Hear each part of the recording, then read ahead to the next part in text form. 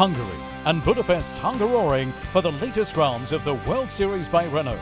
130,000 spectators were present to make the weekend another great success.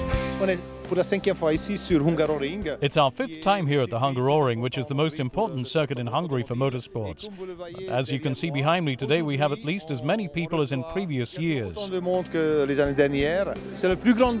the biggest public motorsports event in Hungary.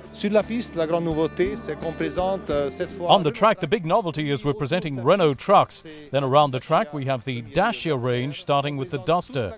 We present the entire Renault range, with the Latitude leading the pack, the latest baby of the range in Hungary. We presented the sports range from Renault with the most recent models, and the great novelty is in fact our strategic partner and sponsor for the event, EDF. It's the electric car. EDF has chosen to come for the first time to the World Series by Renault to underline its partnership with Renault for the development of an electric car in Hungary. The population has not had the occasion to be in contact with the electric car. People talk, everyone, except there's nothing concrete. Now we're presenting something solid with very attractive models. I did a lap earlier. You can't get close to the car, there are so many people interested in it. People come to see the brands, firstly Renault and also Dacia. But imagine in 2 days having more than 100,000 people in contact with the brand, in conditions destined to instill positive memories for them. It's free, everyone can come in for free, and everyone has fun all day. With children, families, everything's really well done. Another novelty with the organization is that today, with our guests of honor, as much as for our sponsors as for Renault, people can get a first-hand experience of the track. For our clients, the VIP club is almost full all day because the clients have a great time with their families and with us. It gives us the occasion to be in contact with our customers, an extraordinary occasion to maintain the just level of the brand image.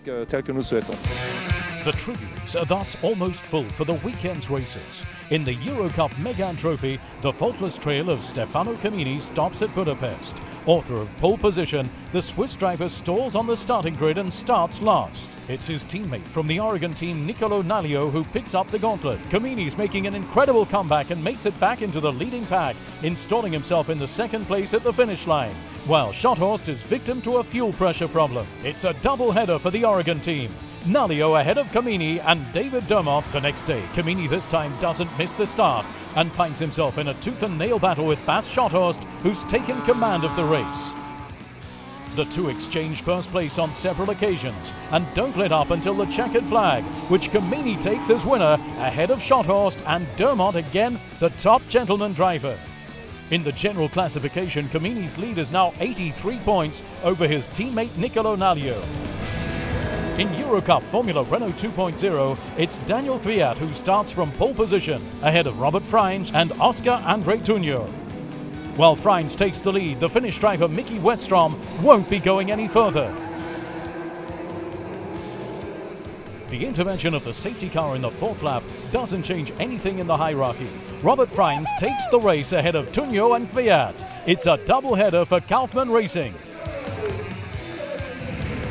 In the second race, it's Timmy Hansen who starts from pole position and transforms it into victory a couple of dozen minutes later, while the first corners take their victims and provoke the entry of the safety car. At the restart, all goes well. No change to the order despite some tough battles.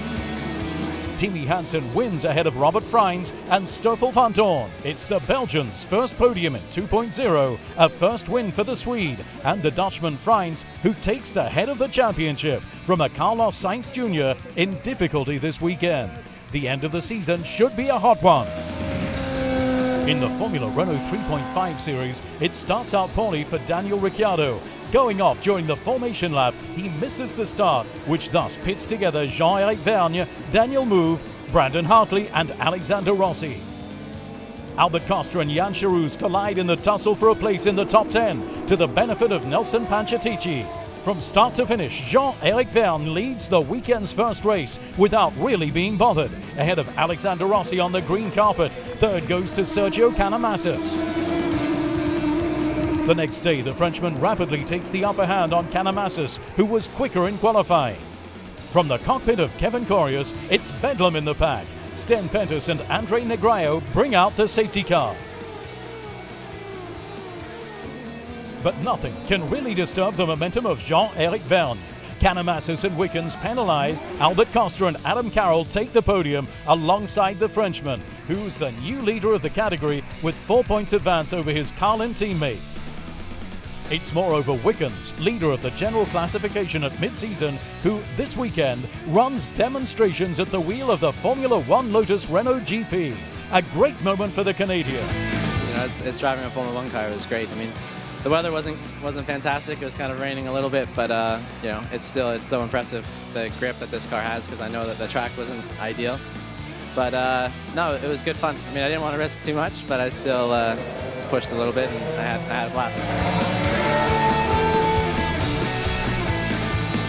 So I think I did a good job. No, it was, you know, obviously the goal was not to wreck the car in any way, and I think I did that. No, I had a blast, and I can't thank everyone at World Series by Renault and Lotus Renault enough for the opportunity. All the Formula Renault 3.5 drivers will come just that little bit closer, thanks to a 2-day immersion training session at the Lotus Renault Grand Prix Factory HQ at Enstone in the UK. They'll be just a stone's throw from the next meeting on the calendar of the World Series by Renault in Silverstone.